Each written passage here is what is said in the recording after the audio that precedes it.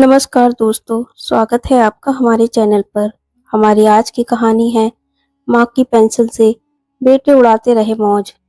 उस सुबह जब मोहल्ले में मिठाइयाँ बट रही थी, ढोल बज रहे थे और दो बेटे अपने नई गाड़ियों के सामने खड़े होकर जश्न मना रहे थे, तब उसी घर के एक छोटे से कमरे में बैठी 70 वर्षीय माँ कौशल्या अपनी पुरानी ऊनी शॉल में सुकड़ी हुई खिड़की से बाहर देख रही थी।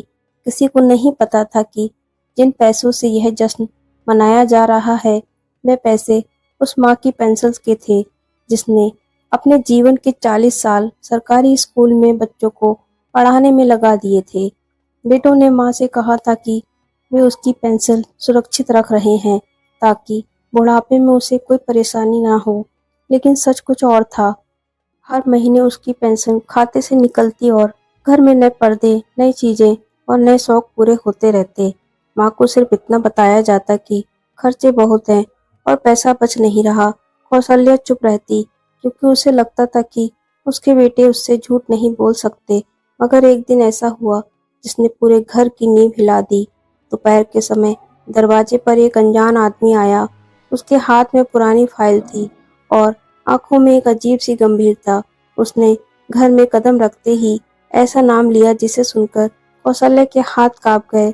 वह नाम उसके अतीत का था, ऐसा एक अतीत जिसे उसने 30 साल पहले हमेशा के लिए दफना दिया था। बेटों को लगा कि कोई भिखारी या ठग होगा, मगर उस आदमी ने जो कागज मेज पर रखे उसे देखकर दोनों के चेहरों का रंग उड़ गया। अचानक घर में पसरा हुआ जश्न सन्नाटे में बदल गया। माँ की आंखों में आंसू थे, लेकिन इस बार भी बेबसी के नहीं थे। वे किसी बड़े सच के सामने आने के आंसू थे। आखिर वह आदमी कौन था? उसका कौशल्या से क्या रिश्ता था? और क्यों उसके आने के बाद भी बेटे, जो कल तक माँ की पेंशन पर ऐश कर रहे थे, अपनी ही नजरों में गिर गए?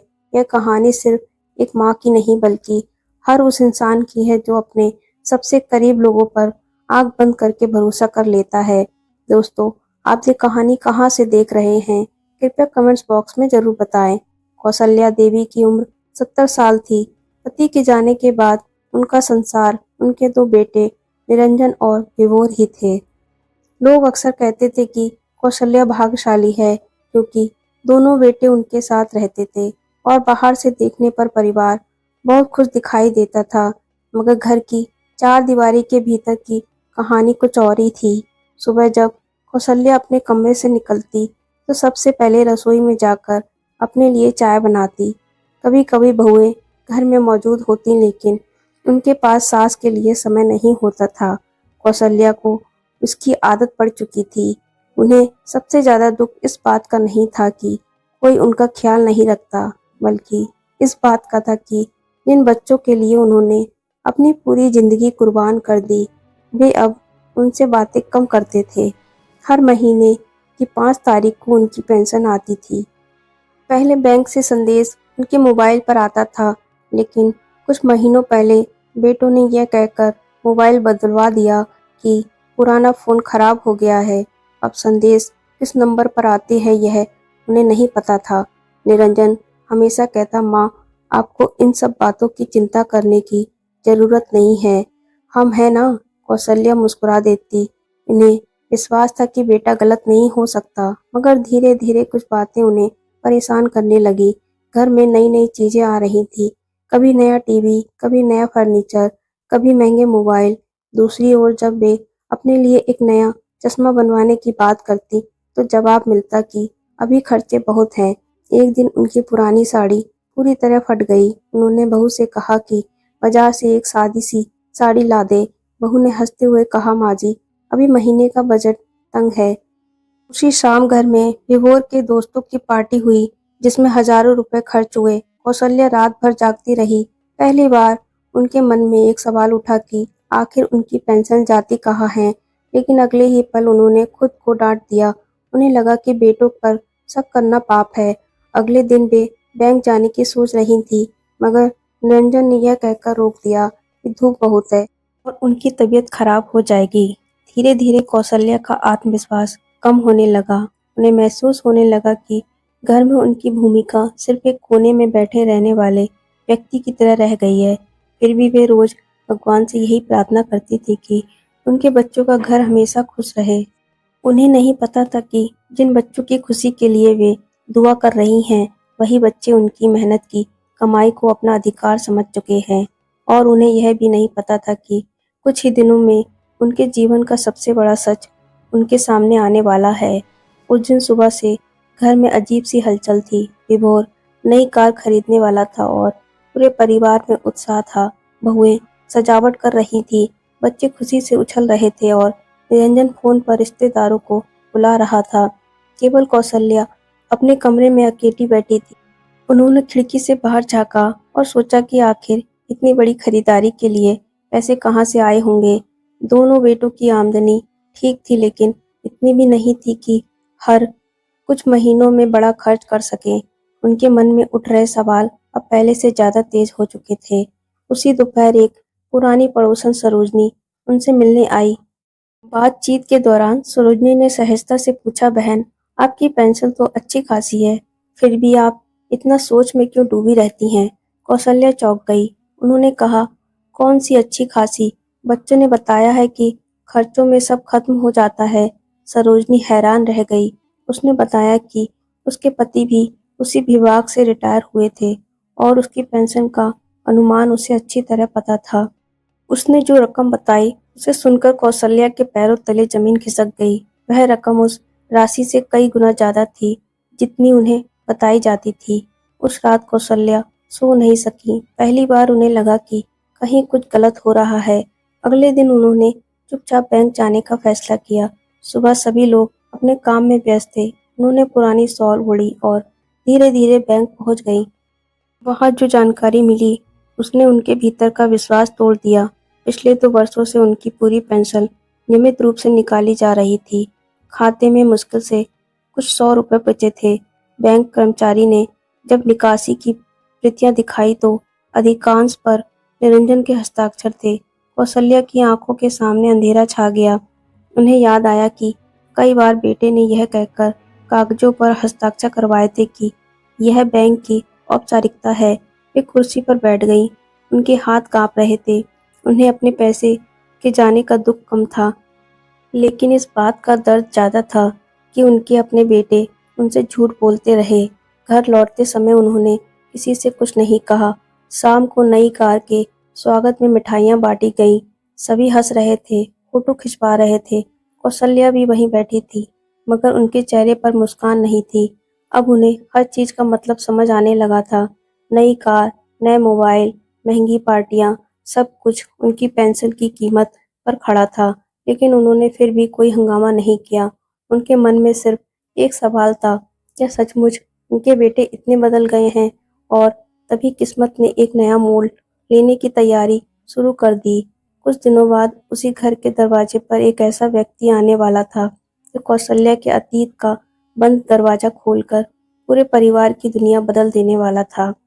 बैंक से लौटने के बाद कौशल्या देवी बाहर से पहले जैसी ही दिखाई देती थी, लेकिन उनके भीतर कुछ टूट चुका था। अब जब भी निरंजन या विभोर उनसे मीठी बातें करते, उनके कानों में बैंक कर्मचारी की आवाज गूंज जाती, माँ जी, पिछले 2 साल से आपके खाते से नियमित निकासी हो रही है। वे चाहती तो उसी दिन घर में हंगामा कर सकती थी, लेकिन उन्होंने चुप रहना चुना। उन्हें लगता था कि शायद किसी दिन उनके बेटे खुद अपनी गलती मान लेंगे, मगर दिन बीतते गए और सब कुछ पहले जैसा चलता रहा। दूसरी ओर बेटों की शान शौकत बढ़ती जा रही थी। नई कार आने के बाद घर में हर सप्ताह कोई न कोई पार्टी होने लगी। मोहल्ले वाले उनकी तारीफ करते और दोनों भाई गर्व से मुस्कुराते। कौशल्या बस खिड़की से यह सब देखती रहती। एक दोपहर घर में सन्नाटा था। बहुएं बाजार गई थी और बेटे अपने काम पर थे। तभी मुख्य दरवाजे की घंटी बजी। कौशल्या धीरे धीरे चलकर दरवाजे तक पहुंची। सामने लगभग 55 वर्ष का एक व्यक्ति खड़ा था। उसके चेहरे पर थकान थी, लेकिन आंखों में अजीब सी आत्मीयता झलक रही थी। उसने कौशल्या को देखते ही दोनों हाथ जोड़ लिए। क्या आप कौशल्या देवी हैं? उसने विनम्रता से पूछा। कौशल्या ने सिर हिलाया। आदमी की आंखें भर आईं। उसने कहा, शायद आप मुझे नहीं पहचानेंगी। मेरा नाम शैलेंद्र है। यह नाम सुनते ही कौशल्या का चेहरा बदल गया। उनकी आंखें फैल गईं। यह वही नाम था जो उन्होंने लगभग 30 साल से नहीं सुना था। वे कुछ क्षण तक उसे देखती रहीं, जैसे किसी पुराने सपने को सामने खड़ा पा लिया हो। शैलेंद्र ने जेब से एक पुरानी तस्वीर निकाली। तस्वीर में एक युवा महिला और 2 छोटे बच्चे थे। वह महिला कोई और नहीं, खुद कौसल्या थी। तस्वीर देखते ही उनके हाथ कांपने लगे। वे उसे भीतर ले आईं। शैलेंद्र ने बताया कि वह उनके दिवंगत पति के पुराने मित्र रघुवीर का बेटा है। रघुवीर और कौसल्या के पति ने वर्षों पहले मिलकर एक काम शुरू किया था, लेकिन अचानक परिस्थितियां बदल गईं और संपर्क टूट गया। कुछ महीने पहले रघुवीर की मृत्यु से पहले उनसे अपने बेटे शैलेंद्र को एक पुरानी फाइल सौंपी थी और कहा था कि इसे हर हाल में कौसल्या देवी तक पहुंचाना। शैलेंद्र ने मेज पर वही फाइल रख दी। फाइल पुरानी थी, लेकिन उसे बहुत संभाल कर रखा गया था। कौसल्या ने कांपते हाथों से उसे खोला। अंदर कई कागज, रसीदें और कुछ पत्र थे। जैसे जैसे वे उन्हें पढ़ती गईं, उनके चेहरे के भाव बदलते गए। उनके पति ने जीवन के अंतिम वर्षों में एक ऐसी व्यवस्था की थी जिसके बारे में उन्होंने कभी किसी को नहीं बताया था। यह सिर्फ आर्थिक मामला नहीं था, यह एक ऐसा सच था जो उनके परिवार की दिशा बदल सकता था।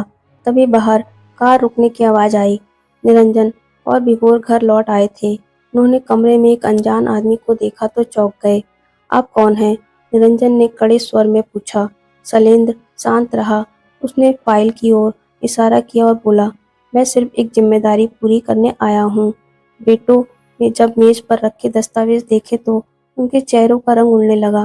पहली बार उन्हें महसूस हुआ कि यह कोई साधारण मुलाकात नहीं है। घर में अचानक ऐसा सन्नाटा छा गया जैसे कोई बड़ा तूफान आने वाला हो। कौसल्या की आंखों में आंसू थे, लेकिन बरसों बाद उसमें एक नई चमक थी, दिखाई दे रही थी। उन्हें महसूस हो रहा था कि शायद भगवान ने उनकी चुप्पी सुन ली है और अभी तो वह सच सामने आना बाकी था जो इस घर की नींव तक हिला देने वाला था। कमरे का माहौल इतना भारी हो चुका था कि किसी की हिम्मत नहीं हो रही थी कि कुछ बोलने की। शैलेंद्र शांत बैठा था, जबकि निरंजन और विभोर बार बार फाइल की ओर देख रहे थे। कौसल्या देवी ने गहरी सांस ली और धीरे धीरे पहला दस्तावेज उठाया। वह उनके पति की लिखावट में लिखा हुआ एक पत्र था। पत्र पढ़ते पढ़ते उनकी आंखें नम हो गईं। उसमें लिखा था कि यदि कभी भविष्य में परिवार कठिन समय में फंसे तो यह फाइल खोली जाए। साथ ही यह भी लिखा था कि फाइल में ऐसी जानकारी है जो सिर्फ भरोसेमंद लोगों के हाथों में ही जानी चाहिए। पत्र के साथ कुछ निवेश संबंधी दस्तावेज भी थे। वर्षों पहले जब उनके पति जीवित थे तब उन्होंने एक छोटे उद्योग में थोड़ी सी रकम लगाई थी। उस समय किसी ने इस निवेश पर ध्यान नहीं दिया था क्योंकि वह बहुत मामूली लग रहा था, लेकिन समय के साथ वही उद्योग एक बड़ी कंपनी में बदल गया। अब उन निवेशों का मूल्य करोड़ों रुपए तक पहुंच चुका था। यह पढ़ते ही दोनों बेटों की आंखें चमक उठी। अभी तक जो चेहरे डर से सफेद पड़ चुके थे, उनमें अचानक लालच झलकने लगा। निरंजन ने जल्दी से पूछा, तो इसका मतलब ये सब हमारा है? कौशल्या ने पहली बार बेटे की आंखों में सीधे देखा। उस नजर में बरसों का दर्द था। उन्होंने कोई जवाब नहीं दिया। शैलेंद्र ने अगला दस्तावेज आगे बढ़ाया। उसमें एक शर्त लिखी थी, निवेश की रकम का अधिकार केवल उसी व्यक्ति को मिलेगा जो कौशल्या देवी की देखभाल और सम्मान का प्रमाण दे सके। यह शर्त उनके पति ने कानूनी रूप से दर्ज करवाई थी। उन्होंने लिखा था कि धन का मूल तभी है जब परिवार में इंसानियत बची रहे। यदि किसी ने कौशल्या देवी के साथ उपेक्षा या धोखा किया हो तो उसे इस संपत्ति पर कोई अधिकार नहीं होगा। यह पढ़ते ही कमरे का माहौल बदल गया। निरंजन और विभोर के चेहरों की चमक गायब हो गई। दोनों एक दूसरे को देखने लगे। उन्हें समझ नहीं आ रहा था कि क्या करें। उनके मन में डर बैठ चुका था क्योंकि पिछले 2 वर्षों में उन्होंने जो कुछ किया था उसका कोई भी प्रमाण सामने आ सकता था। कौशल्या शांत थी। उन्होंने धीरे से पूछा, शैलेंद्र बेटा, क्या इन कागजों की जांच अभी भी हो सकती है? शैलेंद्र ने सिर हिलाया। उसने बताया कि कंपनी के रिकॉर्ड, बैंक दस्तावेज और कानूनी फाइलें आज भी सुरक्षित हैं। यदि आवश्यकता पड़ी तो पूरी सच्चाई सामने लाई जा सकती है। यह सुनते ही विभोर के माथे पर पसीना आ गया। उसे याद आने लगा कि कैसे उन्होंने माँ की पेंशन को अपना अधिकार समझ लिया था, कैसे उन्होंने कभी यह जानने की कोशिश नहीं की कि माँ खुश है या नहीं। उसी समय कौशल्या की नज़र अपने पति के पत्र के अंतिम हिस्से पर पड़ी। वहाँ एक पंक्ति लिखी थी, जिस दिन मेरे बच्चों को अपनी गलती का एहसास हो जाए, उसी दिन यह संपत्ति उनके लिए सबसे बड़ी सीख बन जाएगी। यह पढ़कर कौशल्या की आंखों से आंसू बह निकले। उन्हें धन की खुशी नहीं थी, उन्हें दुख इस बात का था कि उनके पति ने बरसों पहले ही शायद इस दिन की आकांक्षा कर ली थी। उधर दोनों बेटे अब पहली बार अपने किए हुए कर्मों के बारे में सोचने लगे थे। लेकिन क्या सिर्फ पछतावा काफी था? क्या बरसों से टूटते हुए विश्वास को इतनी आसानी से जोड़ा जा सकता था? और सबसे बड़ा सवाल, क्या कौशल्या अपने बेटों को माफ कर पाएगी? आने वाले दिनों में इन्हीं सवालों के जवाब पूरे परिवार की किस्मत तय करने वाले थे। उस रात घर में किसी की आंखों में नींद नहीं थी। कौशल्या देवी अपने कमरे में बैठी थी और उनके सामने पति का वह पुराना पत्र खुला पड़ा था। दूसरी ओर निरंजन और विभोर अपने अपने कमरों में बेचैन घूम रहे थे। पहली बार उन्हें महसूस हो रहा था कि वर्षों से जिस माँ को वे कमजोर और बेबस समझते रहे, उसी माँ के हाथ में अब उनके भविष्य की सबसे बड़ी चाबी थी। लेकिन कौशल्या के मन में धन या संपत्ति का कोई लालच नहीं था। उनके दिल में सिर्फ एक दर्द था, विश्वास टूटने का दर्द। अगले दिन सुबह जब पूरा परिवार नाश्ते की मेज पर बैठा, तो कौशल्या ने ऐसी बात कही जिसकी किसी ने कल्पना भी नहीं की थी। उन्होंने शांत स्वर में कहा, आज दोपहर सब लोग बैठक में आ जाना, मुझे तुम सबसे कुछ कहना है। उनकी आवाज में ऐसा आत्मविश्वास था जो वर्षों से गायब था। दोपहर होते ही सभी बैठक में जमा हो गए। शैलेंद्र भी मौजूद था। कौशल्या ने धीरे धीरे बोलना शुरू किया। उन्होंने किसी पर आरोप नहीं लगाया, किसी को अपमानित नहीं किया। उन्होंने बस अपने जीवन की कहानी सुनानी शुरू की। उन्होंने बताया कि कैसे पति के जाने के बाद उन्होंने अपने सारे सपने छोड़ दिए थे ताकि बच्चों की पढ़ाई और भविष्य सुरक्षित रह सके। कैसे उन्होंने अपनी जरूरतों को हमेशा सबसे आखिर में रखा। उन्होंने वह दिन भी याद किया जब निरंजन को कॉलेज भेजने के लिए उन्होंने अपनी माँ की निशानी चूड़ियाँ भी बेच दी थी। फिर उन्होंने विभोर की नौकरी लगने तक की कठिनाइयों का जिक्र किया। कमरे में बैठे सभी लोग चुप थे। इसके बाद कौशल्या ने अपने पर्स से बैंक की पासबुक निकाली और मेज पर रख दी। कल मैं बैंक गई थी, उन्होंने कहा। यह सुनते ही दोनों बेटों के चेहरे झुक गए। मुझे सब पता चल गया कि पिछले 2 साल से मेरी पेंसिल कहाँ जा रही थी। कमरे में ऐसा सन्नाटा छा गया कि घड़ी की टिक टिक भी साफ सुनाई देने लगी। बहुओं ने पहली बार एक दूसरे की ओर देखा। निरंजन कुछ बोलना चाहता था लेकिन शब्द नहीं निकल पा रहे थे। कौशल्या ने कहा, मुझे पैसों का दुख नहीं है। अगर तुम मांगते तो मैं खुशी खुशी दे देती। दुख इस बात का है कि मेरे अपने बच्चों ने मुझसे सच छुपाया। यह कहते कहते उसकी आवाज भर्रा गई। उन्होंने आगे कहा, जब तुम्हारे पिता गए थे तब मैंने सोचा था कि मेरे बेटे कभी मेरा सिर झुकने नहीं देंगे, लेकिन आज मुझे अपने ही घर में पराया महसूस होने लगा था। यह सुनकर विभोर की आंखें भर आईं। वह पहली बार समझ रहा था कि माँ का दर्द पैसों से कहीं बड़ा था। कौशल्या ने किसी को दोषी ठहराने के बजाय सिर्फ एक सवाल पूछा, अगर मैं तुम्हारी जगह होती और तुम मेरी जगह, तो क्या तुम मुझे माफ कर पाते? इस सवाल का जवाब किसी के पास नहीं था। उस दिन पहली बार दोनों बेटों को अपने कर्मों का भार महसूस हुआ। मगर कहानी यहीं खत्म नहीं होने वाली थी, क्योंकि सच स्वीकार करना और उसे सुधारना दोनों अलग बातें थी। और अब परिवार का उस रास्ते से गुजरना था जहाँ हर कदम उनके रिश्तों की परीक्षा लेने वाला था।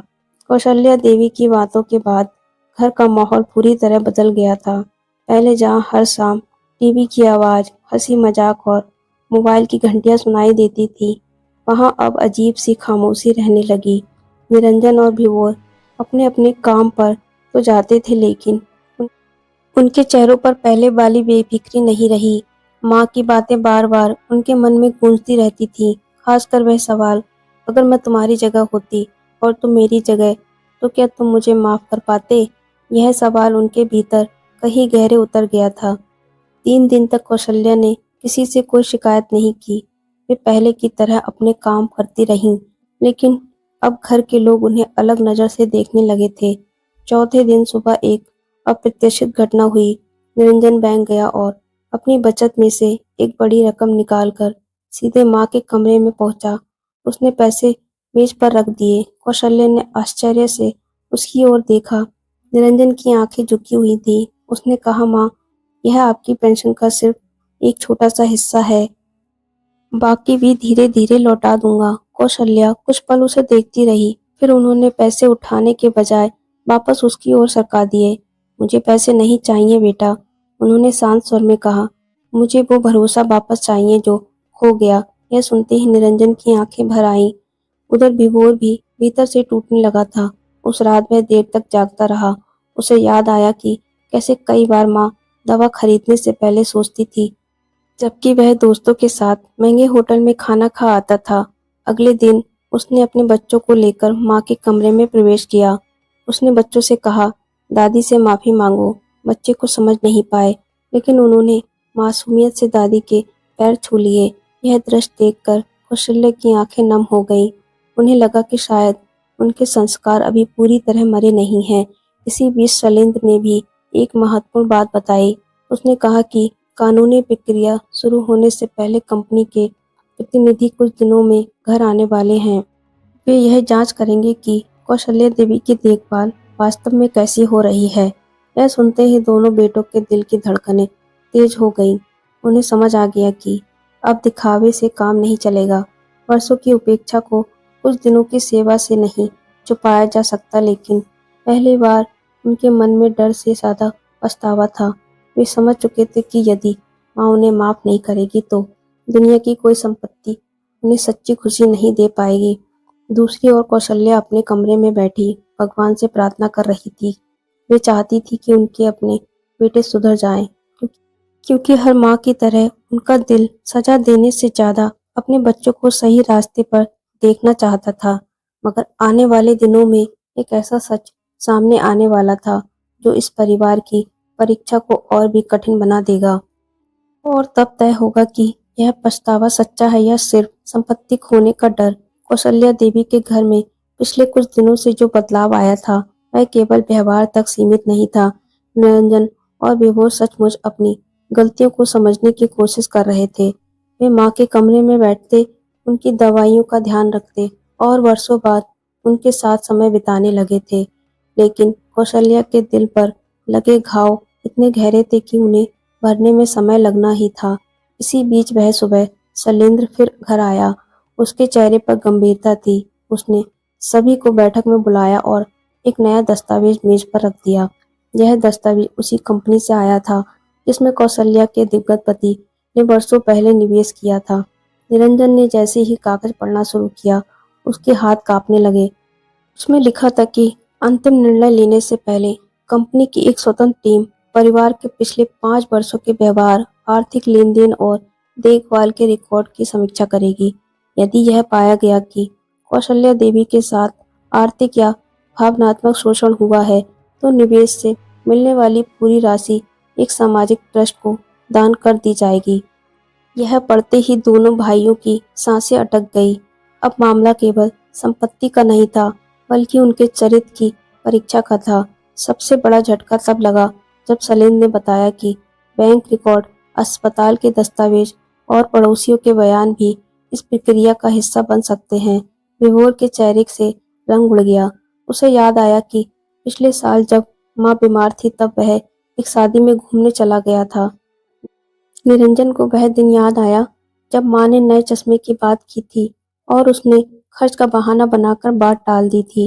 एक एक घटना अब उनके सामने आईने की तरह खड़ी हो रही थी। उस रात दोनों भाई देर तक छत पर बैठे रहे।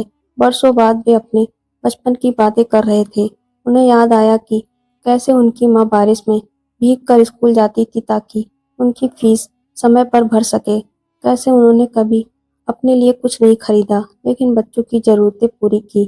धीरे धीरे दोनों भाइयों को समझ आने लगा कि उन्होंने केवल पेंशन के पैसे नहीं लिए थे, बल्कि उस भरोसे को भी तोड़ा था जो किसी माँ की सबसे बड़ी पूंजी होती है। उसी रात विभोर ने एक फैसला लिया। उसने अपने सभी बैंक स्टेटमेंट और खर्चों की फाइलें निकालकर अलग रख दी। उसने तय किया कि चाहे जो हो, अब वह कोई बात छुपाएगा नहीं। दूसरी ओर कौशल्या देवी अपने कमरे में बैठी पति की तस्वीर देख रही थी। उनके मन में अजीब सी शांति थी। पहली बार उन्हें लग रहा था कि सच सामने आने लगा है, लेकिन अगले दिन जो होने वाला था, उनकी कल्पना किसी ने नहीं की थी, क्योंकि कंपनी की टीम से पहले एक ऐसा व्यक्ति घर आने वाला था, जिसके पास एक ऐसा प्रमाण था जो बरसों से छिपे हुए सच को सबके सामने ला देता। अगले दिन दोपहर के समय जब पूरा परिवार घर में मौजूद था, तभी दरवाजे की घंटी बजी। इस बार आने वाला व्यक्ति कोई अधिकारी नहीं था, बल्कि मोहल्ले से पुराने डाकिया ध्रुव काका थे। उम्र के कारण वे कई साल पहले नौकरी छोड़ चुके थे, लेकिन आज उनके हाथ में एक पुराना पैकेट था। उन्होंने कौशल्या को देखते ही कहा, बहन, यह चीज बहुत साल पहले तुम्हें मिलनी चाहिए थी, लेकिन परिस्थितियां ऐसी थी कि मैं दे नहीं पाया। सबकी नजरें उस पैकेट पर टिक गई। कौशल्या ने धीरे से उसे खोला। अंदर एक पुरानी डायरी थी। उसके पहले पन्ने पर उसके पति की लिखावट थी। कौशल्या की आंखें भर आईं।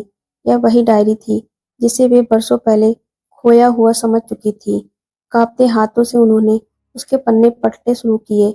उसमें उनके पति ने अपने जीवन के कई अनुभव लिखे थे।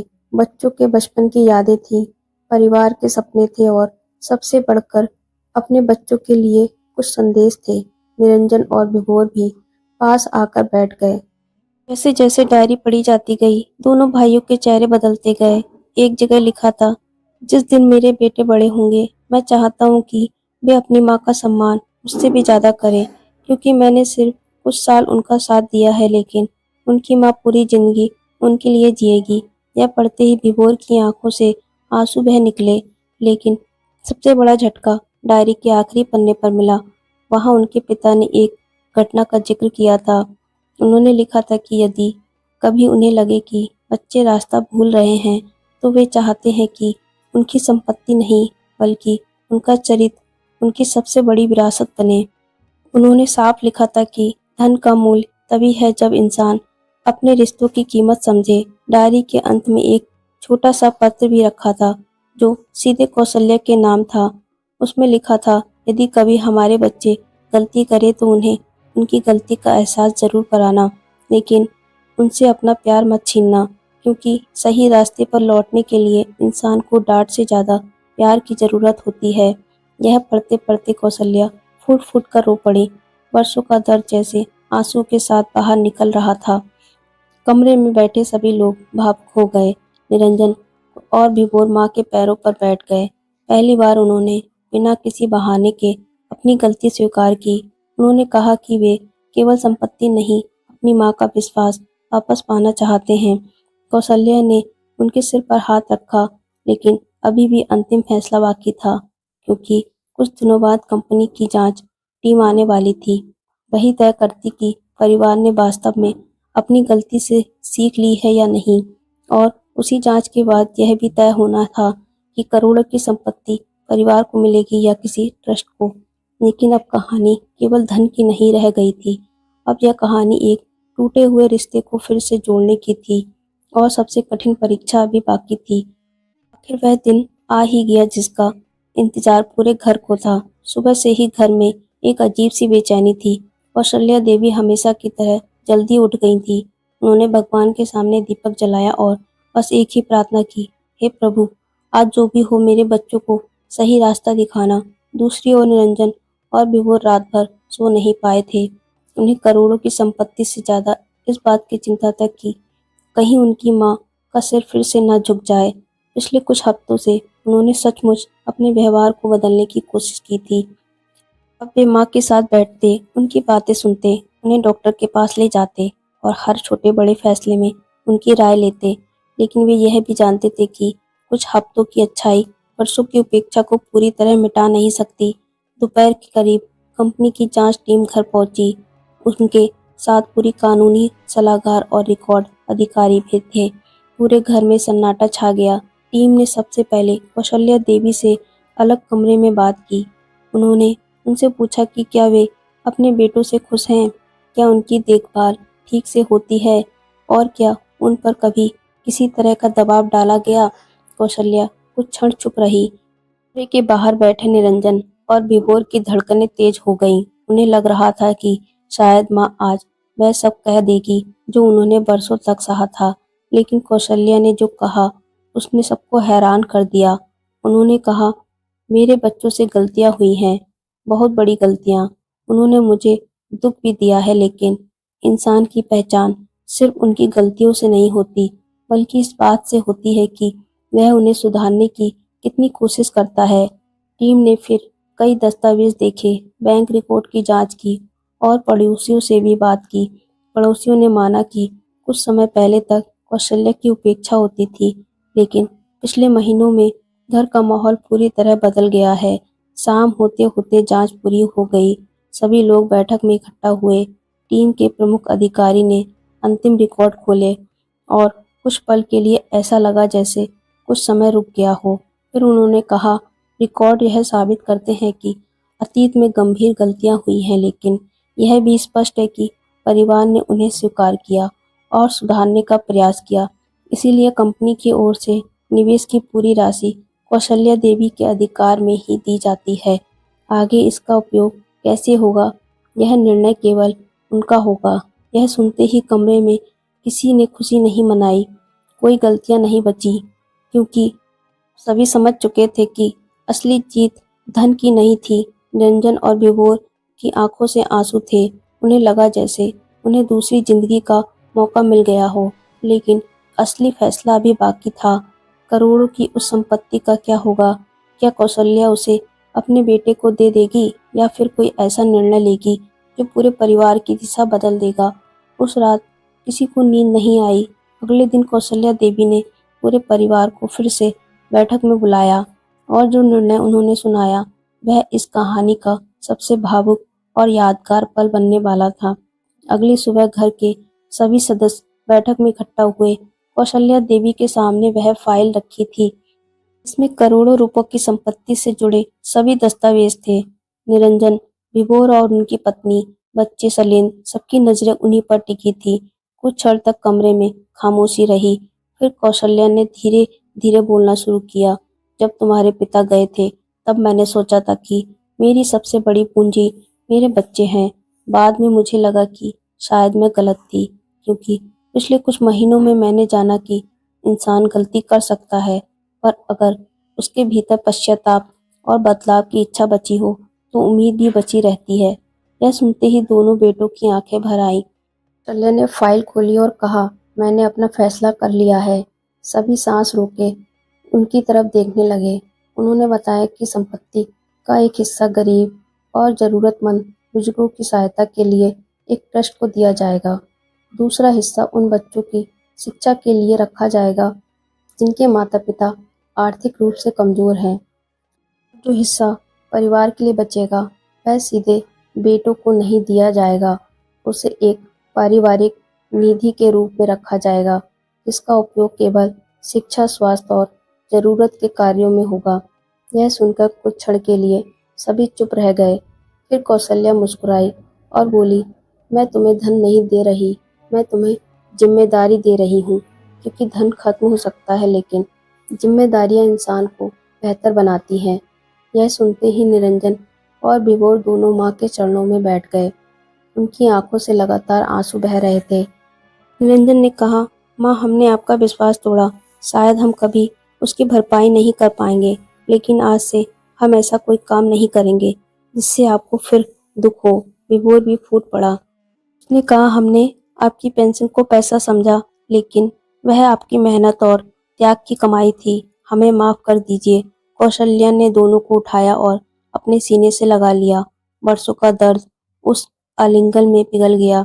कमरे में मौजूद हर व्यक्ति की आंखें नम थी। शैलेंद्र चुपचाप यह दृश्य देख रहा था। उसे महसूस हुआ कि उसने केवल एक फाइल नहीं पहुंचाई थी, बल्कि एक परिवार को टूटने से बचा लिया था। कुछ महीनों बाद उसी घर का माहौल पूरी तरह बदल चुका था।